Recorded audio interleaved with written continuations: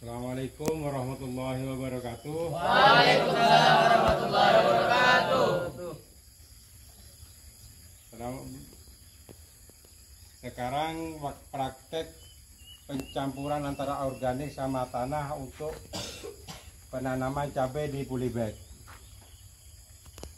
Dan caranya untuk penyampuran antara tanah dan organik itu caranya 51.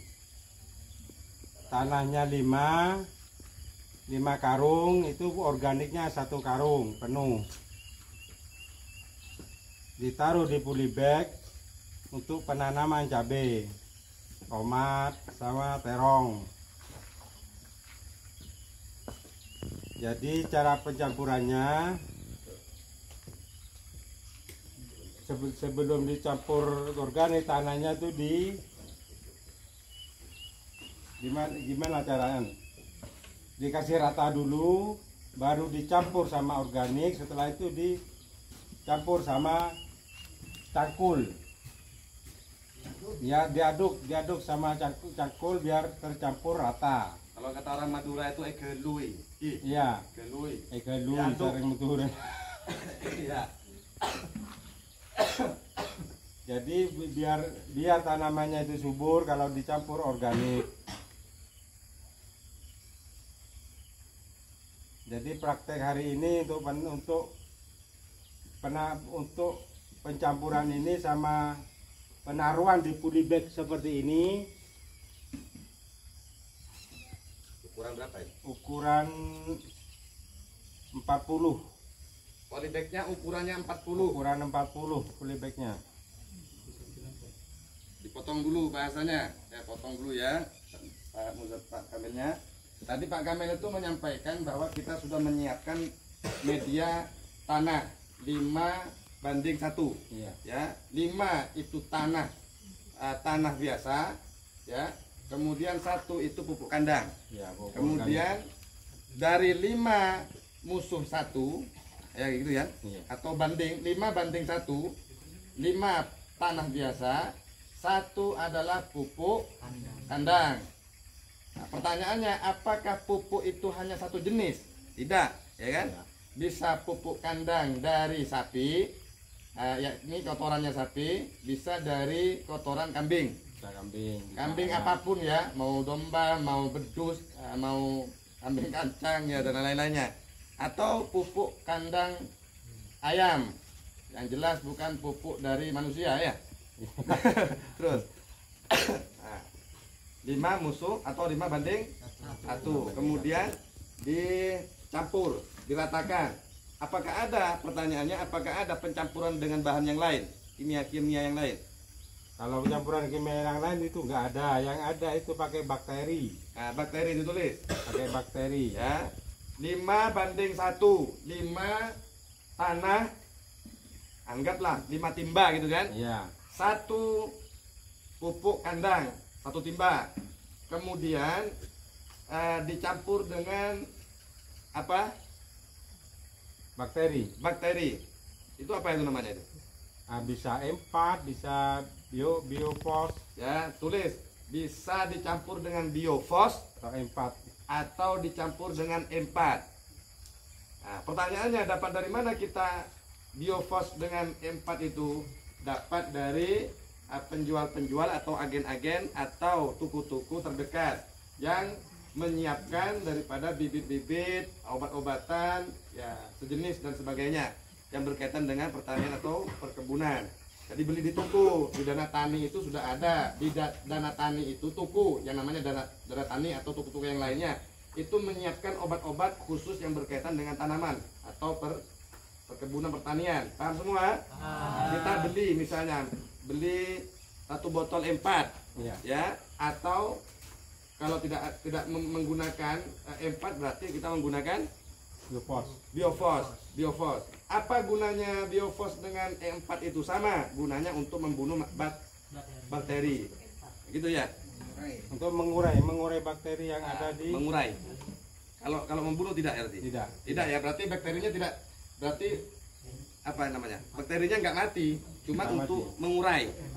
mengurai ya. Bakteri-bakteri jahat menjadi baik. Oh, ada bakteri jahat bisa baik. Nah, ya, sama dengan anu lah, rotan, biar katanya Ustaz Wildan kan, kalau anak degil dipecut pakai rotan. Ya, nggak degil lagi ya, gitu. Nah, lanjut. Biar agak jelas aja, ya.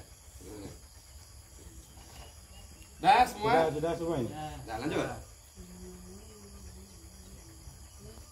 Setelah dicampur organik itu dimasukkan di polybag seperti ini, lalu dibawa ke lahan yang kosong, lalu mau ditanamin cabai, tomat, terong itu. Nah, saya potong-potong, nanti saya jabarkan ya, biar lebih kalian lebih jelas ya. Nah, Bapak Kamil tadi menyampaikan pupuk organik yang sudah dicampur 5:1 dicampur dengan E4 satu botol ya, Ya, atau dicampur dengan biofos sudah kita campur untuk mengurai bakteri-bakteri itu, bakteri yang jahat menjadi baik, katanya Ustaz Abdul Rosid. Yalah, masuk akal ya. Ya, kalau anak yang degil, supaya nggak degil pakai rotan obatnya gitu. Nah, kemudian adanya pupuk organik ini yang sudah dicampur, itu kita mendiamkan berapa hari untuk kita masukkan di dalam polybag? Apakah langsung? bisa langsung ditaruh di polybag. Setelah itu, Berarti kita masukkan. ya, Terus setelah dapat 1 minggu baru ditanam, bisa ditanami. nah, dengar. Jadi tanah yang sudah diurai ini sudah dicampur, diaduk-aduk, baru dimasukkan ke Polybag. langsung dimasukkan boleh besoknya, boleh 1 minggu ke depan boleh, tergantung menyesuaikan dengan waktu kita kerja. Kalau kalian jadi petani nantinya, paham ya? Kemudian untuk penanaman ya, untuk penanaman kita misalnya menanam cabai di atas polybag atau di dalam polybag yang sudah kita siapkan, yang sudah kita berikan pupuk organik yang sudah kita campur tadi. Nah, untuk penanamannya, untuk menaruh bibit di dalam polybag tersebut, kita menunggu waktu selama 7 hari. Iya. Ya, pertanyaannya, kenapa kita harus menunggu 7 hari untuk penanaman bibit cabai? Jawabannya gimana itu? Kalau langsung ditanamin, kemungkinan kan amoniaknya itu masih ada. Amonia. Iya. Apa itu amonia? Sejenis Bakteri-bakteri jahat. Sejenis bakteri-bakteri jahat yang ada di pupuk kandang itu. Oh, ya. Nah, ditegaskan lagi ya.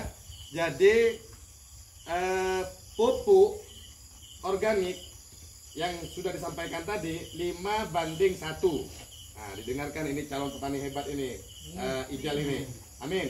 Amin. Nah, semoga Ijalnya juga yang mendengarkan juga bisa menjadi petani hebat, bisa menjadi petani handal, bisa melanjutkan estafet perjuangannya orang tua. Amin. Amin. Amin. Amin.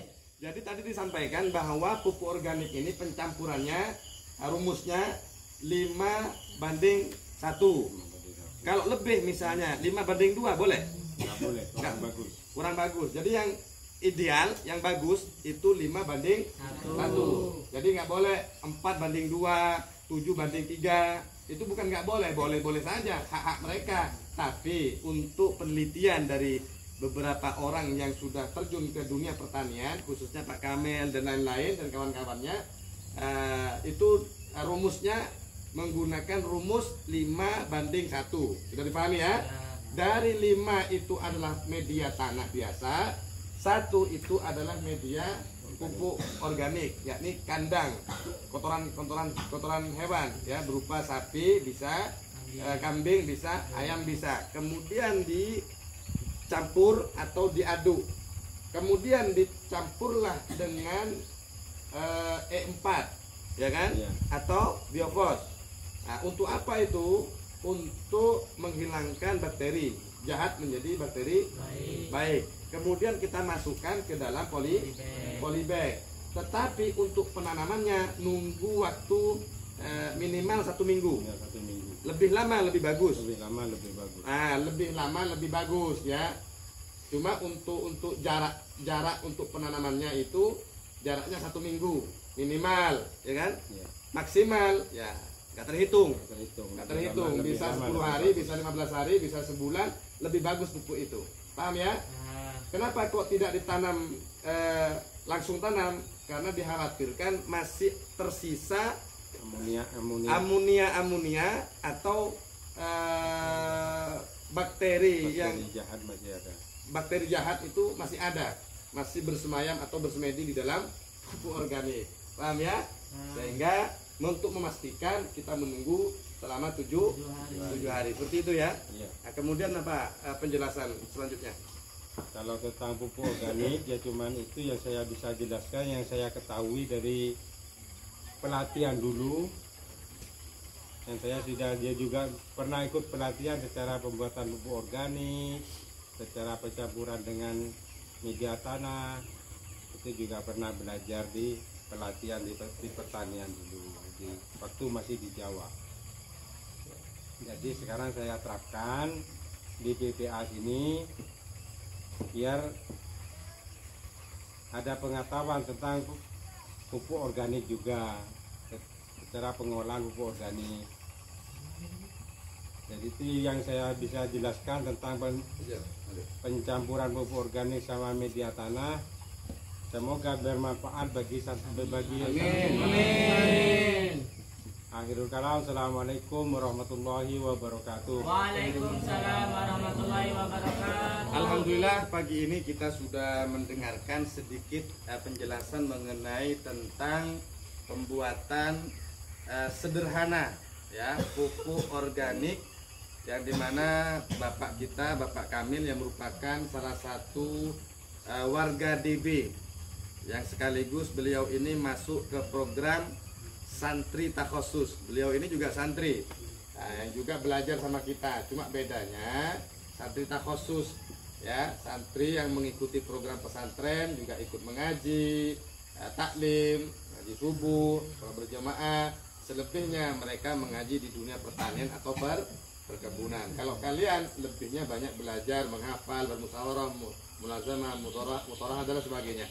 Nah, untuk pengenalan pupuk organik ini yang sudah disampaikan oleh Bapak Kamil, itu perlu diingat, dicatat, dipelajari, dipahami dan diingat untuk modal kalian, bekal kalian ketika terjun ke masyarakat. Kita nggak tahu nasib kita itu di masyarakat, nggak tahu apakah nanti kalian ditakdirkan jadi RT.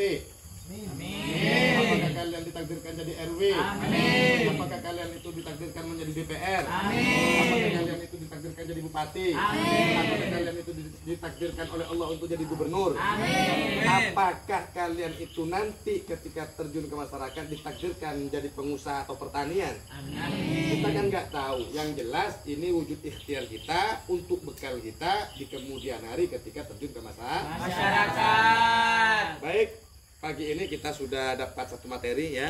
Insya Allah minggu depan setiap Jumat minggu depan kita akan belajar lagi dengan materi-materi yang lain. Tapi perlu diingat, materi yang sudah kita tulis dari penjelasan dari Bapak Kamil diperjelas oleh saya karena beliau ini juga orang Madura, sehingga suaranya agak kecil, nggak begitu kuat yang di belakang tadi, takutnya nggak dengar, sehingga kami ulang lagi untuk penyampaian beliau agar yang di belakang juga dengar. Paham Tum? Paham Tum? Untuk pagi ini materinya adalah materi pembuatan pupuk organik ya. Sebelum saya tutup, yang perlu diingat dulu, saya masih muda seperti kalian, sudah buat pupuk organik ini, tapi pembuatannya beda. Kalau kita kan masih lebam, masih basah kayaknya kan. Tapi kalau saya buat dulu, ini kita jemur, kita di rumah itu punya plesteran tempat terbuka gitu ya. Kalau Ustadz Abdul Rosid itu kan punya penjemuran jagung yang dipanen dijemur. Tapi kalau di rumah kan biasa ada plester gitu. Jadi kita ambil kotoran-kotoran ini sampai kita beli itu, kita taruh, kita hampar, kemudian saya ketika masih muda kayak kalian itu kebetulan punya kenalan orang-orang yang basisnya adalah basis perpupuan, khususnya pupuk organik, dan mereka punya channel-channel di dunia partai itu.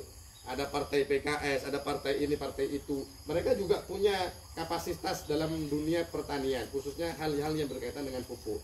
Kita bekerja sama.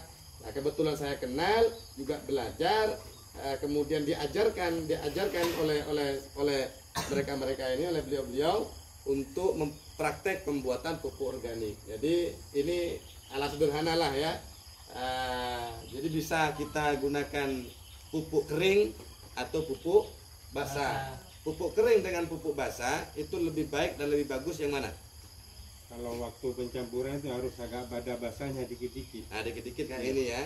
Tapi kalau untuk penanamannya lebih bagus yang sudah kering kalau ada sudah kering. penanaman. Ya, bisa dipahami ya?